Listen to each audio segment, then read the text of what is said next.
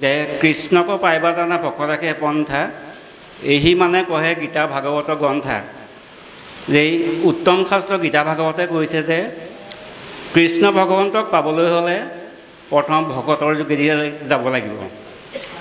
সেই ভকতসকল যে ত্ৰেতাৰ যুগৰ 3জন আৰু দ্বাপৰ যুগৰ 3জন, সেই ভকতসকলৰ মাজেদিও যাব পাৰেনে আৰু আমাৰ এই ভকতসকলৰ মাজেদি পাব পাৰে ভগৱন্তক? কৃষ্ণ বাপজনাৰ লগতে সবাৰো শ্ৰীচৰণত ভক্তি সেৱাভাগী নিবেদন কৰা হৈছে। প্ৰশ্ন নহয়, আচলতে মনৰ ভাৱনা তেৰাই প্ৰকাশ কৰিছে যে কৃষ্ণক পাইবাক লাগি ভকত এখে পন্থা ইহাকে কহবৈ গীতা ভাগৱত গ্ৰন্থা। ভগৱন্ত পুৰুষৰ পূৰ্ণ কৃপাৰ পাত্ৰ হ'বৰ বাবে মানে লাভ কৰিবৰ বাবে কৃপা ভগৱন্তৰ পৰা এজন সেৱক বা ভক্তই ভকতৰ সংগ আশ্ৰয় কৰাটো অতীৱ প্ৰয়োজন। শাস্ত্ৰই একেবাৰে চিলমোহৰ মাৰি দিছে। কোনকেইভাগ শাস্ত্ৰ? গীতা আৰু ভাগৱত উত্তম শাস্ত্ৰই আমাক চিলমোহৰ মাৰি দিছে। আৰু তাকে তেৰাই জানিব বিচাৰিছে যে সেইকেইজন ভক্ত দ্বাপৰ যুগৰ 3জন, ত্ৰেতা যুগৰ 3জন, সেইকেইজনৰ দ্বাৰা নে প্ৰকৃততে বাস্তৱসন্মত পৃথিৱীখনত আমি ভাবি থকা আপোনাসৱ মহামহন্ত সাধু সন্ত ভকতৰ ৰূপত জীৱাত্মা স্বৰূপ আপোনাসৱৰ দ্বাৰা তেৰাই এইটো অকণমান হয়তো মনত খেলি মেলি হৈ আছে। প্ৰকৃততে উত্তৰটো দুইটাই শুদ্ধ। আমি দুই ধৰণেই যাব পাৰোঁ, কিন্তু দুই ধৰণে যাবৰ বাবে গুৰুজনে আমাক কিছু কিছু পথৰ দৰ্শন এনেধৰণে প্ৰকাশ কৰিছে।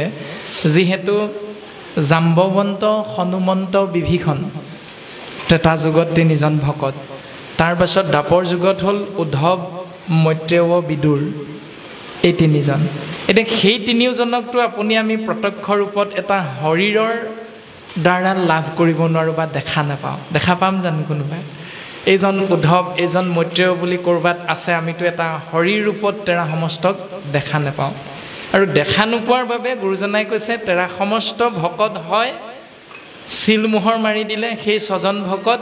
আৰু সেই 6জন ভকতৰ যি চাৰিত্ৰিক বৈশিষ্ট্য নামৰূপী বাংময় মূৰ্তিয়ে আমাক প্ৰদান কৰিছে। যে হনুমন্ত বান্দৰ ৰূপত এই সংসাৰত আত্মা তত্ত্বই অৱস্থান কৰিও তেওঁ ভগৱন্ত শ্ৰীৰামৰ পূৰ্ণ কৃপা লাভ কৰিব পাৰিছিল। গতিকে মানুহ হিচাপে আমিও পাৰিম। এই ধাৰণাটো সুদৃঢ় বিশ্বাসৰ মাজলৈ হনুমন্তৰ কাহিনী, তেওঁৰ চৰিত্ৰত ঈশ্বৰ ভক্তিৰ যিখিনি লক্ষণ শাস্ত্ৰই প্ৰকাশ কৰিছে ৰামায়ণত, সেইখিনি আমাক আশ্ৰয় কৰিবলৈ কৈছে কায়ৰ লগত, বাক্যৰ লগত, মনৰ লগত, চিত্ৰৰ লগত। তাৰপাছত তেনেধৰণে বিভীষণ ৰাক্ষস কুলত জন্ম হৈও তেওঁৰ যিখিনি স্বভাৱ, যে তেওঁলোকৰ পিতৃ মাতৃ ব্ৰাহ্মণ আৰু ৰাক্ষসী হোৱাৰ পাছতো ৰাৱণ আৰু কুম্ভকৰ্ণক শাস্ত্ৰই ৰাক্ষস বুলি ঘোষণা কৰিছে, অন্য হাতেদি বিভীষণক কিন্তু ভকত বুলি ঘোষণা কৰিলে। কিয়? সেই কিয়টোৰ উত্তৰ বিভীষণৰ যিটো চাৰিত্ৰিক বৈশিষ্ট্য, তাক যদি আমি নিজৰ লগত যোগ কৰিব বিচাৰোঁ তেতিয়াহ'লে আমাৰ জন্ম কোন কুলত হৈছে এইটো সমাজে বিচাৰ নকৰি তেওঁৰ সেই গুণক প্ৰাধান্যতা দি এজন ভকতৰ শাৰীলে তেওঁক লৈ যোৱা হয়। এইটো শাস্ত্ৰসন্মত। গতিকে সেইকেইজন বৰ্তমান সংসাৰত যিহেতু আমি প্ৰত্যক্ষ ৰূপত দৰ্শন নাপাওঁ, সেইকাৰণে তেৰা সমস্তৰ কাহিনী ভাগৱত ৰামায়ণ মহাভাৰতত যেনেধৰণে বৰ্ণনা কৰিছে কাহিনী ৰূপত তেৰা সমস্তৰ চাৰিত্ৰিক বৈশিষ্ট্য, তাক আমি নিজৰ লগত কায় বাক্য মন চিত্তেৰে একাত্ম কৰি আমি এজন পৰম ভকতৰ শাৰীলে নিজকে লৈ যাব পাৰোঁ। আৰু তেনে ধৰণৰ আপোনাসৱ যিহেতু মহামহন্ত হৈয়ে আছে, উদ্ধৱ, মৈত্ৰেয়, বিদুৰ, হনুমন্ত, জাম্বৱন্ত, বিভীষণ আপোনাসৱ বহিয়ে আছে সমস্ত জনা। গতিকে এৰা সমস্ততে আমি তেৰা সমস্তৰ চাৰিত্ৰিক বৈশিষ্ট্য দৰ্শন কৰি আমি যিহেতু কৃষ্ণস্তু ভগৱন্ত প্ৰত্যক্ষ ৰূপত নাই আৰু তেৰা এই ধৰাধামত কৰ্ম সম্পাদন কৰি জীৱ সমস্তৰ মংগল সাধন কৰি তেৰা যেতিয়া গুচি যায়, তেতিয়া তেৰা পুনৰ সোমাই যায় নাম বস্তুত। তেওঁৰ ৰূপটো হয় নাম ৰূপ। আৰু নাম বস্তু যিহেতু গুৰুজনাই কৈছে য'তে ত'তে নথাকৈ হৰিনামৰ ৰত্ন, মহন্ত দোকানী কৰি ৰাখে মহাযত্ন।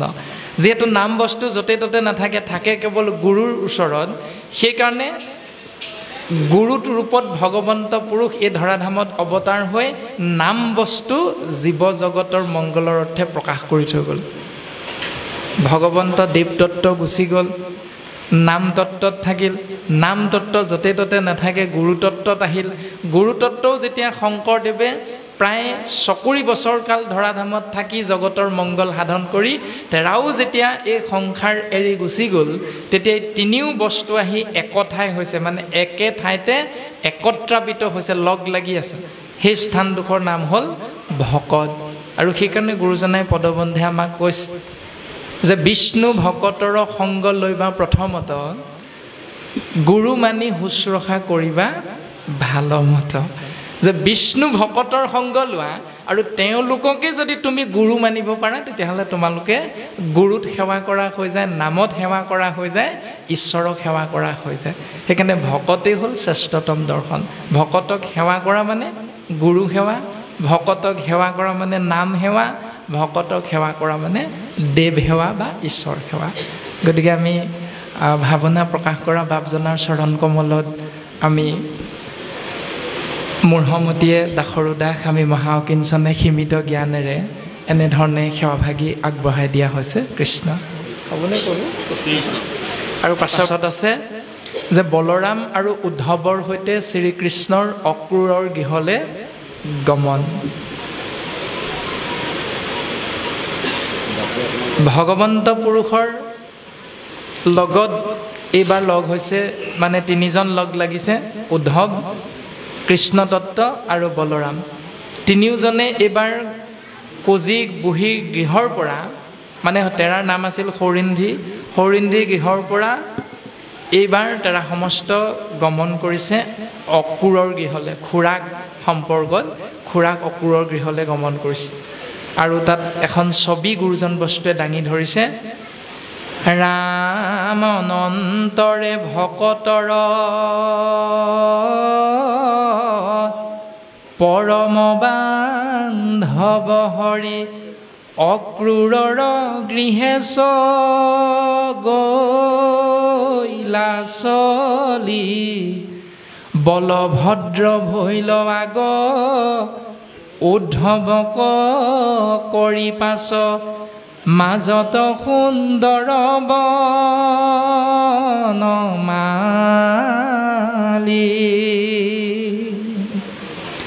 বলৰাম কৃষ্ণতকৈ ডাঙৰ, সেইকাৰণে ককায়েক আগত গৈছে।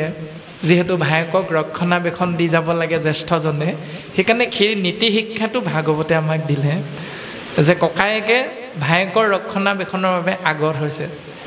তাৰ পাছত ভকতে যিহেতু ভগৱন্তক আগত ৰাখে, সেইকাৰণে উদ্ধৱৰূপী ভকতে ভগৱন্তক আগত ৰাখিছে। আৰু শাস্ত্ৰই প্ৰকাশ কৰিছে মাজত সুন্দৰ বনমালী, কৃষ্ণতত্ত্ব মাজত। হস্তিনাপুৰক লাগি অক্ৰূৰক পঠাই বাক, বাৰ্তাক জানিবে পাণ্ডৱৰ, তাহান মনৰ প্ৰীতি সাধিবা কাৰ্যে হৰি, আপুনিও গৈলা দামোদৰ। হস্তিনাপুৰলৈ অক্ৰূৰক পঠাব লাগে পাণ্ডৱৰ কুশল মংগল জানিবৰ বাবে। আৰু এই কথাটোকে আশ্ৰয় কৰি উদ্দেশ্য আগত ৰাখি ভগৱন্ত কৃষ্ণতত্ত্ব ককায়েক বলৰাম আৰু মহাভক্ত উদ্ধৱৰ সহিতে অক্ৰূৰৰ গৃহলৈ গমন কৰিছে। এনেধৰণে তিনিওজন গৈ অক্ৰূৰৰ গৃহ পাইছে। আৰু অক্ৰূৰৰ গৃহ পোৱাৰ লগে লগে ৰাম ৰাম পৰম আনন্দ কৰি, তিনি কুশাৱতী ধৰি, নীলা নিজ মন্দিৰ ভিতৰ, বিচিত্ৰ আসন পাৰি পৃথক পৃথক কৰি, তিনি কোবৈ খাইলায় অনন্তৰ। তিনিওজনক দেখা পোৱাৰ লগে লগে অক্ৰূৰ খুৰাই তিনিওকে পৰম আনন্দ মনেৰে মানে মৰমেৰে সাৱটি ধৰিছে আৰু ভাগৱতে আমাক এটি শব্দ ব্ৰহ্মৰ লগত পুনৰ চিনাকি কৰাই দিছে যে নীলা নিজ মন্দিৰৰ ভিতৰত। এতিয়া মন্দিৰ বুলি কোৱাৰ লগে লগে আমাৰ স্বাভাৱিক চিন্তাটো আমাৰ গৃহৰ মধ্যে থকা নামঘৰ ভাগিৰ কথাকে আমাৰ মনলৈ আহে। মন্দিৰ কৃষ্ণ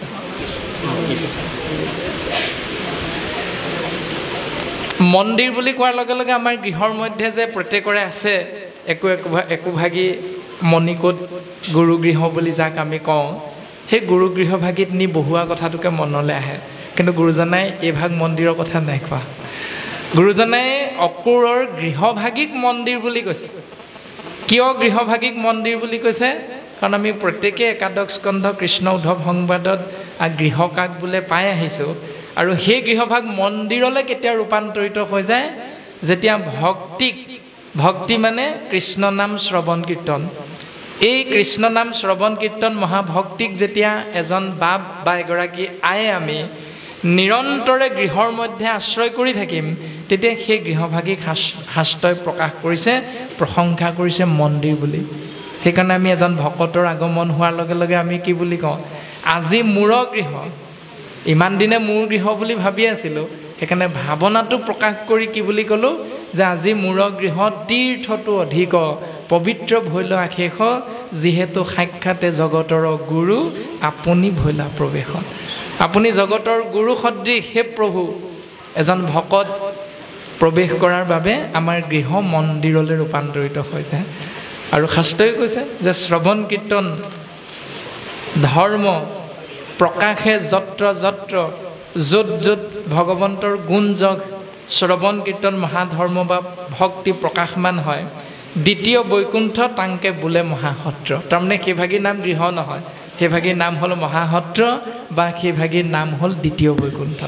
এতিয়া আমি প্ৰত্যেকে একোটা নাম লৈ এই সংসাৰত বাঁহ বেত শিল ইটা টিনপাত টকৌপাত খেৰ আদিৰে যিভাগ ৰ'দ বৰষুণৰ পৰা পৰিত্ৰাণ পাবলৈ গৃহ বুলি বা ঘৰ বুলি আমি নিৰ্মাণ কৰি লৈছোঁ, বাস্তৱত সেই ঘৰভাগিক আমি যদি কৃষ্ণস্তু ভগৱন্তৰ নাম প্ৰত্যেক দিনাই আশ্ৰয় কৰি তাতেই সোমাই থাকোঁ, তেতিয়াহ'লে সেইভাগিক শাস্ত্ৰই মন্দিৰ বুলি প্ৰশংসা কৰিছে। এতিয়া পাৰিছোনে নাই পৰা মন্দিৰলৈ ৰূপান্তৰিত কৰিব, এইটো আপুনি মই নিজে নিজেহে বুজি পাম। কিন্তু শাস্ত্ৰই অক্ৰূৰৰ গৃহভাগিক মন্দিৰ বুলি সিদ্ধান্ত দিছে, নীলা নিজ মন্দিৰৰ ভিতৰে। তাৰপাছত বিচিত্ৰ আসন পাৰি পৃথক পৃথকভাৱে তিনিওজনক আসনাধিষ্ঠ কৰোৱাইছে। সোণাৰ ডাৱৰ তুলি ধুৱাইলা আপুনি ভৰি, কৃষ্ণ বলভদ্ৰ উদ্ধৱৰ পাদুদক জলমানে, সবন্ধু বান্ধৱগণে ধৰি লন্ত শিৰৰ ওপৰ। সোণৰ পাত্ৰ আনিছে আৰু পাত্ৰত নিজে জলেৰে তিনিওজনৰে চৰণ ধুৱাই দিছে। আৰু সেই জল সবন্ধু বান্ধৱগণ সহিতে অক্ৰূৰে নিজৰ শিৰত আৰু তেৰা সমস্তই নিজৰ নিজৰ শিৰত ধাৰণ কৰিছে। আৰু মাধৱ গুৰুজনে এজোকা ঘোষাৰে আমাক নামঘোষা শাস্ত্ৰত সেৱা নিবেদন কৰিছে, উপদেশ প্ৰদান কৰিছে। পৰম ঈশ্বৰ কৃষ্ণ দেৱক নপাই লাগ জাগ যুগ যজ্ঞ দানে, একান্ত ভক্তৰ পদ ৰেণু শুদ্ধ চিতে মাথে, অভিষেক নকৰয় মানে। যেতিয়ালৈকে একান্ত ভকতৰ চৰণৰ ধূলা আমি হীৰত স্পৰ্শ কৰাব নোৱাৰিম, তেতিয়ালৈকে আমাৰ উপাস্য তত্ত্ব কৃষ্ণদেৱৰ পূৰ্ণ কৃপা আমাৰ লাভ নহ'ব, তেতিয়ালৈকে লাভ নহ'ব। সেইকাৰণে আমাৰ গুৰুজনাই বাৰে বাৰে কৈ আছে যে দেৱতো তীৰ্থটো কৰি ভকতে সেবৰ, ভকতক ভজিলে গুচয় কৰ্মজৰ। এতিয়া সেই একান্ত ভকতৰ হাৰিলে আপুনি আমি প্ৰত্যেকে নিজক লৈ যাব পাৰিছোনে নাই পৰা, এইটো আমাৰ নিজৰ নিজৰ বিচাৰ বিশ্লেষণ, মানে আত্মবিশ্লেষণ বুলি যিটো কোৱা যায়। নামঘোষা শাস্ত্ৰততো মাধৱ গুৰুজনাই ভকতৰ 4টা প্ৰকাৰৰ কথা আমাক জ্ঞান দিছে, যে অধম ভকত, মধ্যম ভকত, উত্তম ভকত, উত্তমো উত্তম ভকত। আৰু এই ব্যৱস্থাৰ মাজত সোমাই থকা ভকত সংজ্ঞাৰে আমি নিজকে যদি বিশ্লেষণ কৰোঁ, তেতিয়াহ'লে আমাৰ স্বভাৱটোত তাৰ প্ৰকাশ হয়। আমাৰ স্বভাৱটোৰ পৰা আমি নিজক বুজিব পাৰিম যে অধমে কেৱল দুখ, অধমসকলে কেৱল আনৰ দুখটো দেখে, মধ্যমে গুণ দোষ, উত্তমে গুণ কেৱল আশ্ৰয় কৰে, আৰু উত্তমজনে অল্প গুণ কৰিয়া বিস্তাৰ। এতিয়া আমাৰ স্বভাৱটো কেনেকুৱা, আনৰ দুখ খুচৰি ফুৰা। তেতিয়াহ'লে আমাক আৰু কোনোবাই চিনাকি দিবহি নালাগে এজন অধম ভকত বুলি। নামঘোষা শাস্ত্ৰৰ সেইজোকা পদ পঢ়ি তাৰ অৰ্থটো লৈ ল'লে আমি বুজি পাম আমি অধমৰ শাৰীত আছোঁ নে মধ্যমৰ শাৰীত আছোঁ, উত্তমৰ শাৰীত আছোঁ নে উত্তমৰ শাৰীলৈ আমি নিজকে লৈ যাব পাৰিছোঁ। আৰু এনেধৰণে পাদ্য অৰ্ঘ আচমনি মধুপৰ্ক দিলানি মহাদিব্য বস্ত্ৰ অলংকাৰ গন্ধ পুষ্প ধূপ দীপ নানা দ্ৰব্যে নিবেদিলা কৰিলা অনেক নমস্কাৰ। বিভিন্ন প্ৰকাৰে তেওঁৰ ভাৱনা ভগৱন্তৰ চৰণত অৰ্পণ কৰিছে। কৃতাঞ্জলি সেৱা, অঞ্জলি সেৱা, পুতাঞ্জলি সেৱা, এনেধৰণে তেওঁ গৃহৰ মধ্যে মন্দিৰৰ ভিতৰত যিমানখিনি আছিল সমস্তখিনি উপকৰণেৰে ভগৱন্ত কৃষ্ণ তত্ত্ব, বলৰাম আৰু উদ্ধৱক তিনিওজনকে তেওঁ সাধ্য অনুসাৰে সেৱা নিবেদন কৰিছিল। আৰু বৰ্তমান এইখিনিলৈকে পদবন্ধে কথাখিনি আগবঢ়াই দিলে আমাৰো জ্ঞান সীমিত, গতিকে আমিও সীমিত জ্ঞানেৰে আপোনাসৱৰ চৰণত কৃষ্ণস্তু ভগৱন্তৰ নামেৰে সেৱাভাগ আগবঢ়াই দিয়া হৈছে। কৃষ্ণৰ কমলা পাৱ দেখে আতি প্ৰেম ভাৱ, ওলে তুলি লৈ লন্তয় কুৰ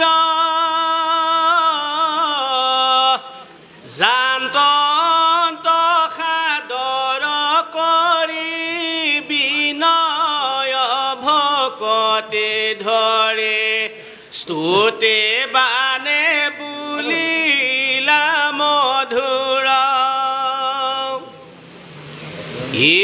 ৰাম ৰাম কৃষ্ণ দুয়ে ভাই কেন আনন্দ কদিলা, সবান্ধৱে বধিয়া কংস পৰম দুখৰ হন্তে যদ কলৈ উদ্ধাৰিলা, দিলাই আনি মহা সম্পদক। তজ মুখ পদ্মা দেখে বিধ সবজুৱা ভৈলা, তেজ বল বাঢ়িল বহুল, তোৰা দুইৰ প্ৰসাদত সিদ্ধ ভৈলা মনোৰথ, কৰাইলা আনন্দ বিপুল।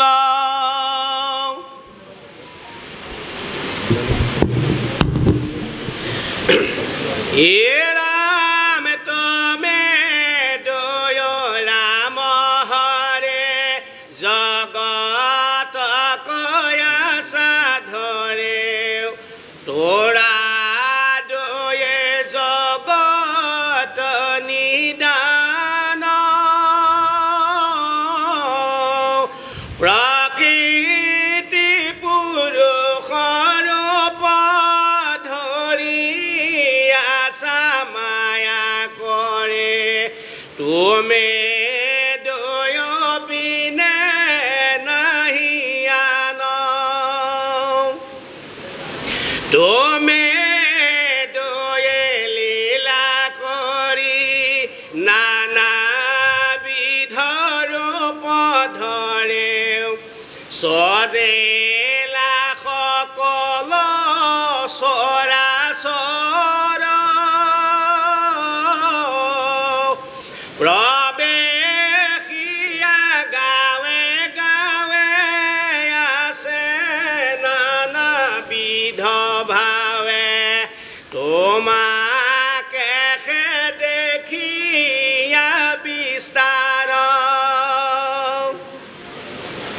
হে ৰাম যেন মহাপঞ্চভূত সবাতে প্ৰকাশ কৰে পৃথক পৃথক ৰূপ ধৰে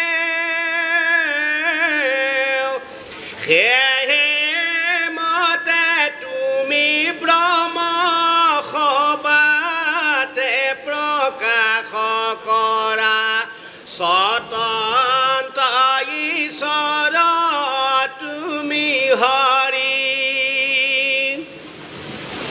তুমি সজা তুমি হৰা তুমি হে পালন কৰা পুনৰ আশ্ৰয়ী নিৰঞ্জন তুমি মহাজ্ঞানময় গুণে কৰ্মে নলংঘয় কৈত আছে তোমাৰ বন্ধন হে ৰাম জন বেলা যশোদাৰ উৰুখলে বান্ধিলন্ত শুনি আছা সাক্ষাতে আপোনে যমুনাত নাগ পাশে বন্ধন মুকুত ভৈলে নাই হেন বোলা কেন জানি হে ৰাম নুই নুই মহাহৰি আপুনি বন্ধন লৈলা যশোদাৰ প্ৰীতি কসাধিলা বন্ধন মুকুটত যুকদাসেত নাহি কয় কিন্তু ভেট বৎসল দেখাই তুমি কহি আছা এটো পৰম ভকতি পথ যেটো কৰে জগত নিস্তাৰ যেহে যেহি কালে তাক পাখণ্ডৰ বাদে ঢাকে সেয়ে কালে হোৱা অৱতাৰ হে ৰাম সেয়ে ইবেলিখে বৰ ভাগ্য বসুদেৱ গৃহে আশে পূৰ্ণৰ পয়াসায় অৱতৰি পৃথিৱীৰ মহাভাৰ অসুৰৰ বুন্দা মাৰ ওৰে পালিবা বসুন্দৰে কৃষ্ণ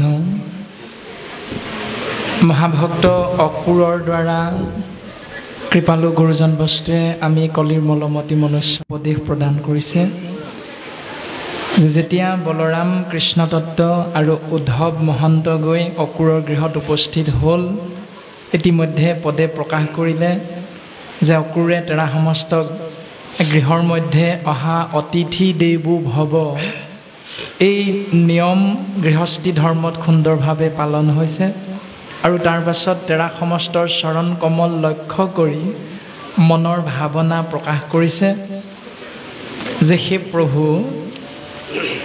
কৃষ্ণৰ কমল পাৱ দেখিয়াতি প্ৰেমভাৱ কুলে তুলি লৈলন্ত অক্ৰূৰ জানন্ত সাদৰ কৰি বিনয় ভকতি ধৰি স্তুতি বাণী বুলিলা মধুৰ। মধুৰ স্বৰত স্তুতি বাণী প্ৰকাশ কৰিছে মনৰ ভাৱনা। ও ৰাম কৃষ্ণ দুই ভাই কিনো আনন্দ কদিলা, সবান্ধৱে বধিয়া কংসক, পৰম দুখৰ সন্তে যদুকুল উদ্ধাৰিলা, দিলা কিনো মহা সম্পদক।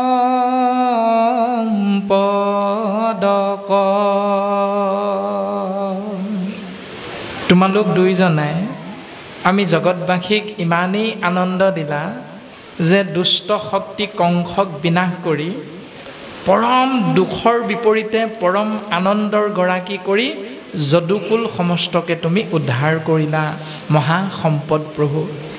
তজু মুখ পদ্ম দেখি বৃদ্ধ সবু যুৱা ভৈলা, তেজবল বাহিল বহুল তোৰা দুইৰ প্ৰসাদত সিদ্ধ ভৈলা মনোৰথ, কৰাইলাহা আনন্দ বিপুল। হে প্ৰভু, তোমালোক দুজনৰ পদুম ফুলৰ দৰে মুখ দেখা পায় এই সংসাৰত এই জগতত বৰ আচৰিত ধৰণৰ ঘটনা সম্পাদন হৈ যায়। তাৰে এক দৰ্শন কৰাইছে যে শৰীৰটো জন্ম মৃত্যু দেহৰেখে ধৰ্ম সমস্ত জনাৰে জ্ঞাত।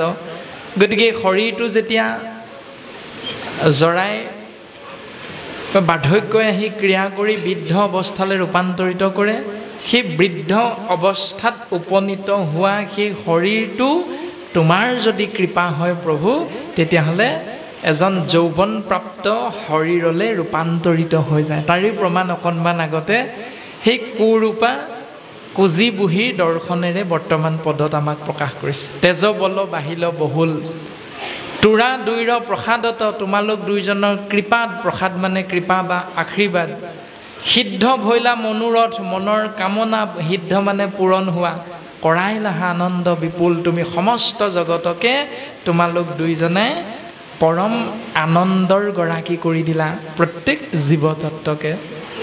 তুমি দুই ৰাম হৰি জগতক আশা ধৰি, তোৰা দুই জগত নিদান। তোমৰা হওক দুইজনাৰ পৰাই যিহেতু জগতৰ উৎপত্তি হৈছে, তুমিয়ে দুটা ৰূপত অৱতাৰ ধাৰণ কৰি জগতক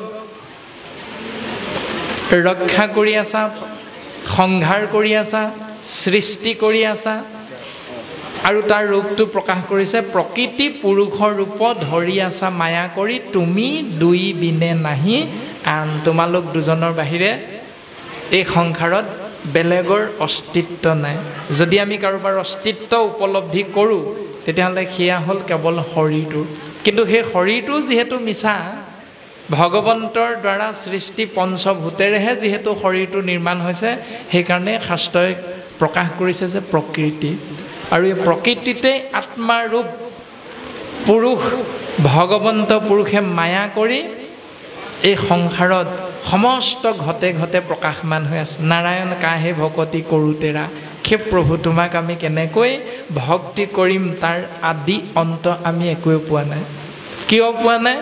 কাৰণ সমস্ত জগত অগনগ জগত এৰি কায়ে, সমস্ত ভূত তোমাতে, আৰু এই সমস্ত ভূতত তুমিয়ে আছা। এনেধৰণে গুৰুজনাই যি আমাক উপদেশ প্ৰদান কৰিছে, এই পৰম সত্যৰ দিশেৰে আমি নিজক কিমানজনে লৈ যাবৰ বাবে চেষ্টা কৰোঁ বা কেনেধৰণে কৰি আছোঁ, সেই চেষ্টাটো প্ৰকৃততে শাস্ত্ৰসন্মত হৈছেনে নাই হোৱা, এইখিনি আমি প্ৰত্যেকেই আত্মবিশ্লেষণ কৰিব লাগিব।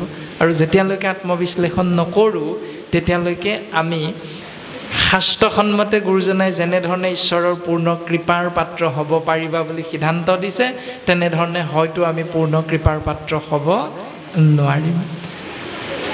তুমি দুই লীলা কৰি নানাবিধৰ ৰূপ ধৰি সৃজিলা সকলো চৰাচৰ, প্ৰৱেশীয়া গাঁৱে গাঁৱে আছে নানাবিধভাৱে, তোমাক এখে দেখিয়া বিস্তৰ। এতিয়া এইখিনিত তোমালোক দুই বুলি কৈছে, কিন্তু প্ৰকৃততে দুই হয় জানো?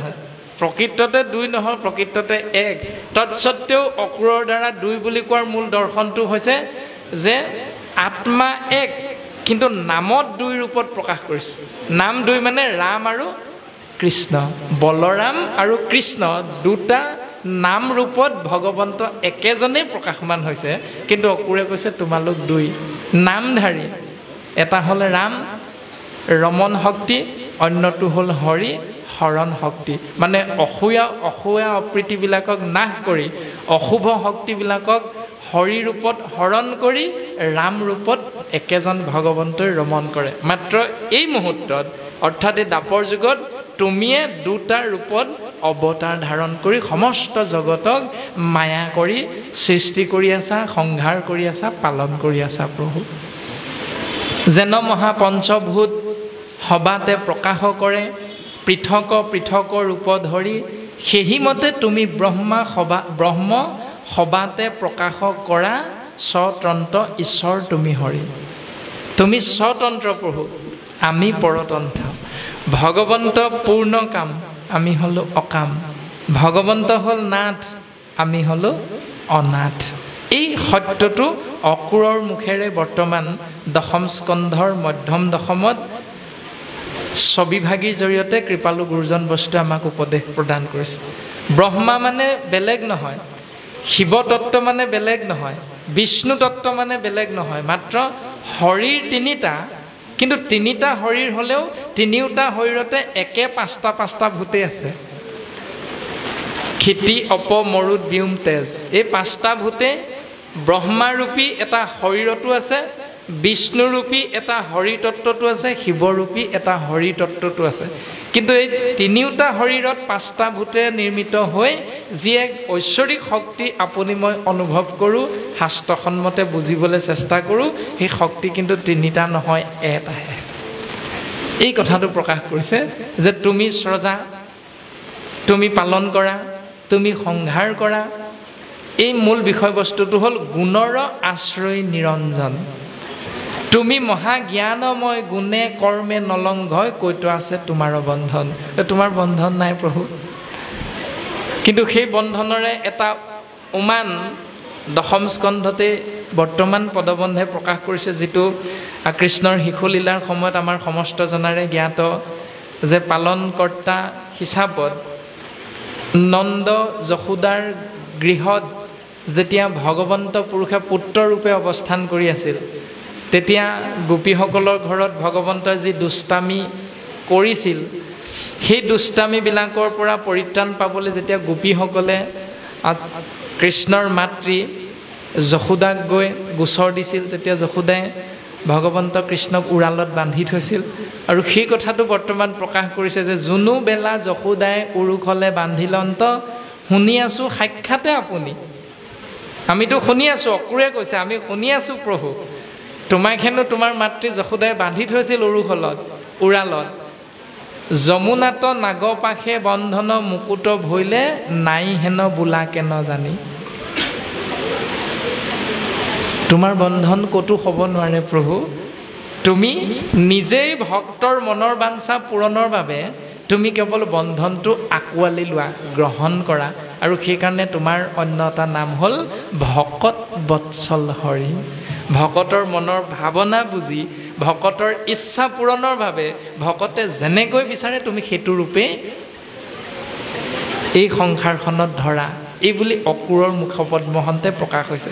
আৰু তাৰে প্ৰমাণবিলাক আমি সকলোৱে পাইছোঁ যে ভক্তৰূপী প্ৰহ্লাদে কৈছিল তেওঁৰ পিতৃ হিৰণ্যকশিপুৰক বোলে, পিতা তুমি তোমাৰ শত্ৰুক বিচাৰিছা, আৰু সেই শত্ৰু হ'ল জগতৰ সৃজনকৰ্তা, পালনকৰ্তা, সংহাৰকৰ্তা, মোৰ আৰাধ্য দেৱ ভজনীয় তত্ত্ব মহাহৰি।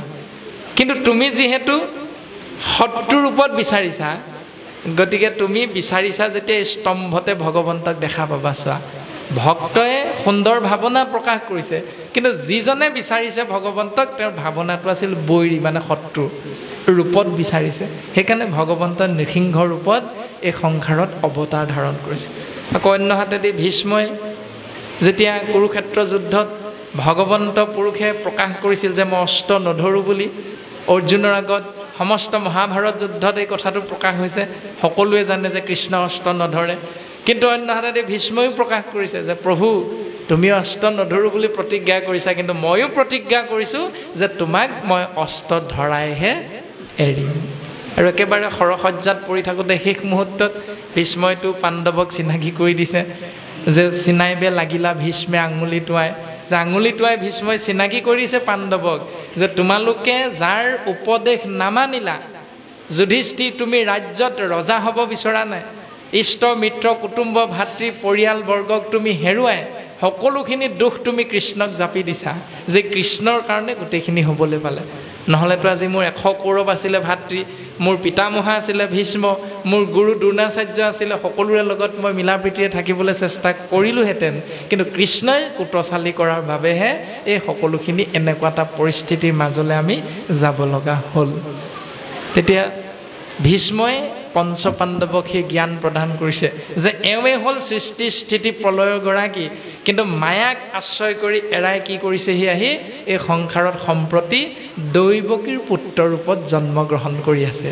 গতিকে তোমালোকে এওঁক কি কৰিলা, মাজে সময়ে দূত হিচাপে ব্যৱহাৰ কৰিলা, তোমালোকে এওঁক মাজে সময়ে অৰ্জুন তুমি ৰথৰ সাৰথি হিচাপে ব্যৱহাৰ কৰিলা। ক'ত বুজিবা এওঁৰ মহিমা? এনে ধৰণে এওঁ ভকত বৎসল, এওঁ অস্ত্ৰ নধৰো বুলি কৈছিলে, আৰু মই এওঁক অস্ত্ৰ ধৰাইহে এৰিম বুলি কোৱাৰ পাছত এইজন ভকত বৎসল হৰিয়ে কি কৰিলে, নিজৰ প্ৰতিজ্ঞা ভংগ কৰি মই ভকতৰ প্ৰতিজ্ঞা ৰক্ষাৰ বাবে কুৰুক্ষেত্ৰ যুদ্ধত অস্ত্ৰ ধৰিবলৈ প্ৰস্তুত হৈছিল। গতিকে এওঁৱেই হ'ল সৃষ্টি স্থিতি প্ৰলয়ৰ গৰাকী। এনেধৰণে অক্ৰূৰৰ পদ্মমুখখনতে বৰ্তমান এই সত্য প্ৰকাশিত হৈছে। ৰাম তুমি কহি আছা ইটো পৰম ভকতি পথ, যিটো কৰে জগত নিষ্ঠাৰ, যেহি যেহি কালে তাক পাখণ্ডৰ বাদে ঢাকে, সেহি কালে খুৱায় অৱতাৰ। তুমি সেই সময়তে অৱতাৰ ধাৰণ কৰা, আৰু তোমাৰো উদ্দেশ্য সেইকেইটাই যে যদা যদা হি ধৰ্মস্য গ্লানিৰ্ভৱতি ভাৰত অভ্যুত্থানম ধৰ্মস্য তদাত্মানম সৃজম্যহম পৰিত্ৰাণায় সাধূনাং বিনাশায় চ দুষ্কৃতাং ধৰ্ম সংস্থাপনাৰ্থায়ৰ সম্ভৱামি যুগে যুগে। মানে সময়ে সময়ে দুষ্টক দমন, সন্তক পালন, দুষ্কৃতি বিনাশ, সংস্কৃতি ৰক্ষা। আৰু ধৰ্মৰ ওপৰত যেতিয়া অধৰ্মই প্ৰাদুৰ্ভাৱ বিস্তাৰ কৰে, তেতিয়াই অধৰ্মক বিনাশ কৰি ধৰ্মক পুনৰ প্ৰতিষ্ঠাৰ বাবে তুমি যুগে যুগে হোৱা অৱতাৰ, সেহিকালে হোৱা অৱতাৰ। অক্ৰূৰে এই কথাটো প্ৰকাশ কৰিছে। ইবে লিখে বৰ ভাগ্য বসুদেৱ গৃহে আখি, পূৰ্ণৰূপ আশা অৱতৰি, পৃথিৱীৰ মহাভাৰ অসুৰৰ বুন্দামাৰ, কৰিয়া পালিবাব সুন্দৰী। এইবাৰ প্ৰভু তুমি পূৰ্ণ ৰূপ প্ৰকাশমান হৈ বসুদেৱক পিতৃ হিচাপে আশ্ৰয় কৰি, দৈৱকীক মাতৃ হিচাপে গ্ৰহণ কৰি, নন্দ যশোদাকো সেই সৌভাগ্যৰ গৰাকী কৰি তুমি এই সংসাৰত অসুৰক মানে আসুৰিক শক্তিবিলাকক নাশ কৰি পুনৰ ধৰ্মক প্ৰতিষ্ঠাৰ বাবে, বসুন্ধৰীক পালনৰ বাবে তুমি পূৰ্ণ ৰূপ ধৰি কৃষ্ণ ৰূপত অৱতাৰ ধাৰণ কৰিছে শ্ৰীকৃষ্ণ। যাদৱ বংশৰ কীৰ্তি বিস্তাৰিয়া যদুপতি, পাখণ্ডৰ কৰিবা বিনাশ, তোমাৰ চৰিত্ৰ শুনি নিস্তৰিব সবে লোক, সংসাৰক জগত নিবাস। হে প্ৰভু, এই সংসাৰত বসবাস কৰা স্থিতিমান হোৱা প্ৰত্যেক সেদজ অন্দজ উদ্ভিদজ আৰু জৰাইজৰূপী জীৱই তুমি যে এই সংসাৰত অৱতাৰ ধাৰণ কৰি যদুপতি ৰূপত সমস্ত অশুভ শক্তিক নাশ কৰি সত্য বস্তুক পুনৰ প্ৰতিষ্ঠা কৰাত যি লীলা অৱতাৰ এই অৱতাৰবিলাকৰ গুণ যশ আশ্ৰয় কৰি সমস্ত জগতৰ মংগল সাধন হৈ যাব প্ৰভু। ইয়াৰ বাবেই তুমি ধৰাধামলৈ আহিছা। অতজোৱা গমনে আজি সবান্ধৱে নিস্তাৰিব আত একো নাহিকে সংশয় তপোবন বুলি যাক ততোধিক পুণ্যতৰ আজি মোৰ ভৈল গৃহশয়।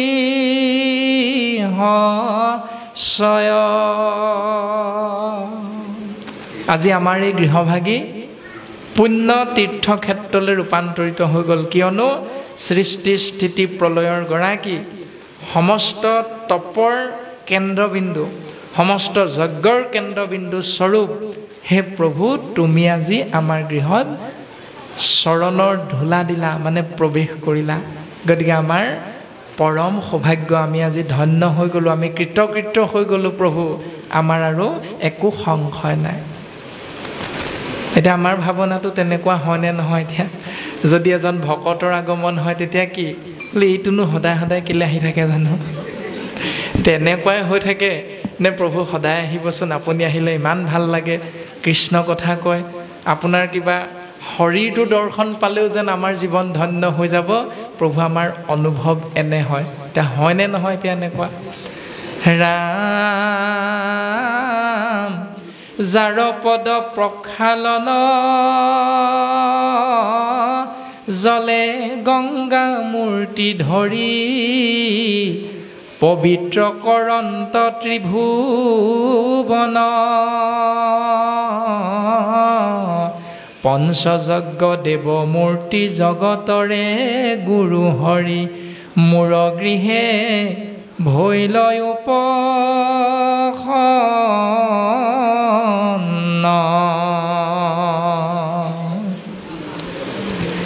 যাৰ চৰণৰ ধূলা গংগা জল উৎপত্তি হৈছে, যাৰ চৰণৰ পৰা তজু পাদু দকে গংগা ভৈলা উতপথি, ভগৱন্তৰ চৰণৰ পৰা গংগাৰ উৎপত্তি হৈছে, আৰু যি গংগাৰ জলেৰে সমস্ত জগত পবিত্ৰ হয়, সেই গংগাও কেৱল তোমাৰ চৰণৰ পৰাহে উৎপত্তি হৈছে প্ৰভু। যি সমস্ত ত্ৰিভুৱন পবিত্ৰ কৰে বুলি ভকতৰ এটি ধাৰণা, মনৰ ভাৱনা, গুৰুজনাই কোনো কোনো পদবন্ধে ছবিচন্দে আমাক এই জ্ঞান প্ৰদান কৰিছে। আৰু সেইজন পঞ্চযজ্ঞ দেৱ মূৰ্তি জগতৰে গুৰু হৰি মোৰ গৃহে ভৈল উপসন্ন। যে গংগাই জগত পবিত্ৰ কৰে, কিন্তু সেই গংগাও পবিত্ৰ হয় তোমাৰ চৰণৰ ধূলাতহে, তোমাৰ চৰণৰ পৰাহে সেই পবিত্ৰ গংগাৰ উৎপত্তি হৈছে। গতিকে তেনেহেন পঞ্চযজ্ঞৰ কেন্দ্ৰবিন্দু স্বৰূপ সেই প্ৰভু দেৱ মূৰ্তি তুমি আমাৰ গৃহত আজি আহি উপস্থিত হ'লা। কোননো পণ্ডিত হুয়া তোমাত অপৰৱান দেৱত শৰণ লৱে যাই, যিটো দেৱ ভকতৰ সকলে কামক দিয়া, তোমাক নভজে আহি খাই। পৃথিৱীত কোনজন পণ্ডিত আছে যিজন পণ্ডিতে তোমাৰ দৰে সুহৃদ জীৱৰ ভজনীয় তত্ত্ব ইখ থাকোঁতে তোমাৰ চৰণত শৰণাপন্ন নহয়? যিজন পণ্ডিত, সেইজন পণ্ডিত হ'লেও ভাগৱত শাস্ত্ৰ একাদশ স্কন্ধত সিদ্ধান্ত দিছে, যদি 4 বেদ 14 শাস্ত্ৰত পাৰ্গত, তথাপিতো সেই মূৰ্খ জানা মূৰ মত। 4 বেদ 14 শাস্ত্ৰ জানিব পাৰা, কিন্তু তোমাৰ উপাস্য তত্ত্ব যদি কৃষ্ণ নহয় অন্য এজন হয়, তেতিয়াহ'লে শাস্ত্ৰই তেওঁক মূৰ্খ বুলি ককৰ্থনা কৰিছে। এই দৰ্শনটো প্ৰকাশিত হৈছে। যিটো দেৱ ভকতৰ সকলে কামক দিয়া, যিজন ইক্ষতত্বই উপাস্য তত্বই ভকতৰ সমস্ত কামনা পূৰণ কৰে তোমাক নভজে আখি খাই আখি মানে চকু মানে সেইজনে চকু থাকিও অন্ধ বুলি কোৱা হৈছে ৰাম আপোনাৰ স্বৰূপক দেন্ত যিটো ভকতক যাক পাইলে জন্ম ভয় নাই হেন তুমি বান্ধৱক নভজিয়া মৰে লোক তাৰ দুখ দেখন নযায়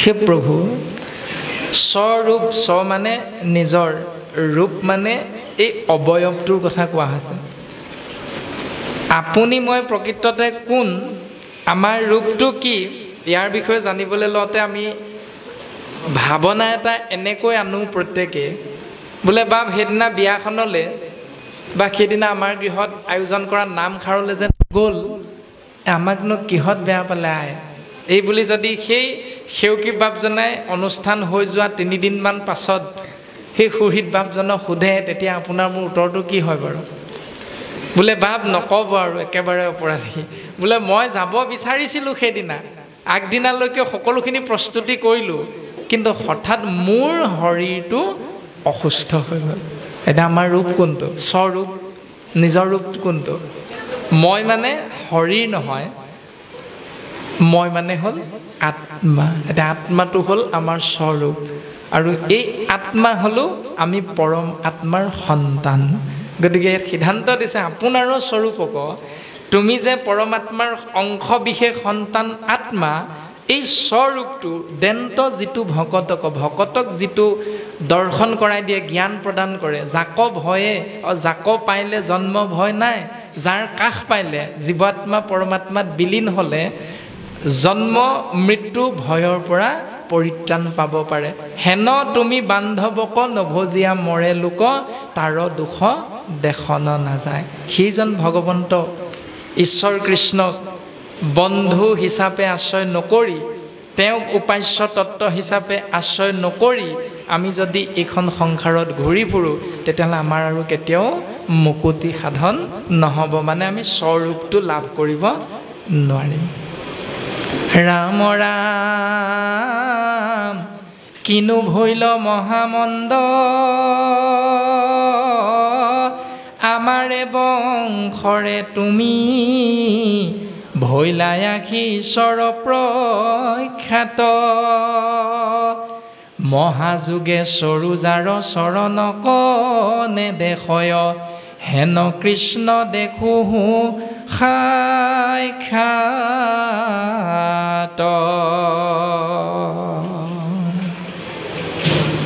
হে প্ৰভু তুমি জীৱৰ পৰম উপাস্য তত্ত্ব তুমি জীৱৰ ভজনীয় তত্ত্ব তুমি জীৱৰ পৰম বান্ধৱ হৈও আমাৰ পৰম সৌভাগ্য যে আমি যিটো বংশত এই সংসাৰলৈ আহিলোঁ যিডাল শিকলিৰে আমি এই পৃথিৱীলৈ আহিলোঁ সেই শিকলিডালৰ তুমিও এটা অংশৰূপে আহি অৱতাৰ ধাৰণ কৰিলা প্ৰভু গতিকে আমাৰ গৌৰৱ কৰিবৰ আমি পাত্ৰ হৈ পৰিলোঁ এই দৰ্শনটো অকুৰৰ দ্বাৰা গুৰুজনাই প্ৰকাশ কৰিছে এতিয়া আমি গৌৰৱ কৰিব লাগে তেতিয়াহে শাস্ত্ৰই কৈছে আমি গৌৰৱ কৰিব লাগে কেতিয়া যেতিয়া ঈশ্বৰ পুৰুষৰ অৱতাৰ আমাৰ বংশত হ'ব আমাৰ পৰিয়ালত হ'ব হয় শাস্ত্ৰই কৈছে এটি পুত্ৰ লাগে পুত্ৰ ভৈলে পিণ্ড দিবাক লাগয় বাপৰ যে পুত্ৰ জন্ম হ'লে পিতৃ মাতৃৰ পিণ্ড দিব লাগিব আৰু পিণ্ড দিলেহে এই সংসাৰৰ পৰা পিতৃ মাতৃ পৰলোকগামী হওঁতে উদ্ধাৰ হ'ব পাৰে এনে যি শাস্ত্ৰৰ দৰ্শন আছে সেই পুত্ৰৰ নামাকৰণ শাস্ত্ৰই কৰি দিছে সুন্দৰভাৱে যে পুত্ৰৰ নাম হ'ল পুত্ৰই উদ্ধাৰে যদি কহি আছে শাস্ত্ৰ বৈষ্ণৱ পুত্ৰক প্ৰতি বুলি আছে মাত্ৰ আমি গৌৰৱ কৰাৰ সৌভাগ্যৱন্ত হ'ম অধিকাৰী হ'ম তেতিয়াহে যেতিয়া আমাৰ বংশত আমাৰ পৰিয়ালত আমাৰ গাঁওখনত আমাৰ অঞ্চলটোত আমাৰ জিলাখনত এজন বৈষ্ণৱ পুত্ৰৰ জন্ম দিব পাৰিম তেতিয়াহে আমি গৌৰৱ কৰিম বাকীখিনিত আমাৰ গৌৰৱ কৰাৰ কোনো প্ৰয়োজন নাই শাস্ত্ৰই এই দৰ্শনটো প্ৰকাশ কৰিছে এতিয়া আমি সেইটোত গৌৰৱ কৰোঁ নে বাকীখিনিত গৌৰৱ কৰোঁ? এতিয়া সেইটো আমাৰ প্ৰত্যেকৰে নখ দৰ্পণত আছে কথাখিনি। গতিকে আমি শাস্ত্ৰৰ দৰ্শনটো জানি বুজি লৈ সেইমতে চলিবৰ বাবে প্ৰত্যেকে নিজকে সাজু কৰিব লাগে। ৰাম গৃহক্ষেত্ৰ পুত্ৰ কায়া যত ধন জন যায়া জানিলো সকলে তজু মায়া ইটো মূৰ নিহলক সত্তৰে চে দিও নাথ হৰণে পখিলো কৰা দায়া। হে প্ৰভু, এই গৃহ তোমাৰেই সৃজন, এই ক্ষেত্ৰভূমি তোমাৰেই সৃজন। ক্ষেত্ৰ মানে পৃথিৱীৰ কথা কৈছে, তোমাৰেই সৃজন। মই যে কৈ আছোঁ মোৰ পুত্ৰ বুলি, এয়াও তোমাৰেই। কায়া, কায়া মানে শৰীৰটো প্ৰভু তোমাৰেই। যত ধন সম্পত্তিৰ গৰাকী বুলি ভাবিছোঁ, মোৰ পত্নী বুলি ভাবিছোঁ, এই সকলোখিনি প্ৰভু তোমাৰ মায়া। গতিকে এই মোহৰূপী শিকলিডাল ছিঙি তুমি মোক তোমাৰ চৰণত শৰণ দিয়া প্ৰভু, দাগ বুলি চপাই ধৰা প্ৰভু, এই বুলি অক্ৰূৰে ভগৱন্তৰ চৰণত সেৱা নিবেদন কৰিছে। আৰু গুৰুজনাই উপদেশ দিছে, শুনিও ক সভাসদ মহাভাগৱত পদ কৃষ্ণ কথা ত্ৰৈলোক্যতে সাৰ জানিয়ে ৰাৱান কথা জনমন কৰা বৃথা নিস্তাৰিও দুৰ্ঘোৰ সংসাৰ ৰাম কৃষ্ণ কথা বিনে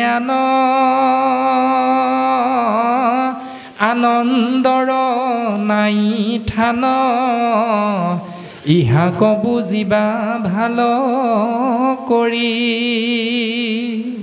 শ্ৰীচন্দ্ৰ ভাৰতী ভনে গতি নাই কৃষ্ণ বিনে অনিৰন্তৰে বোলা ৰাম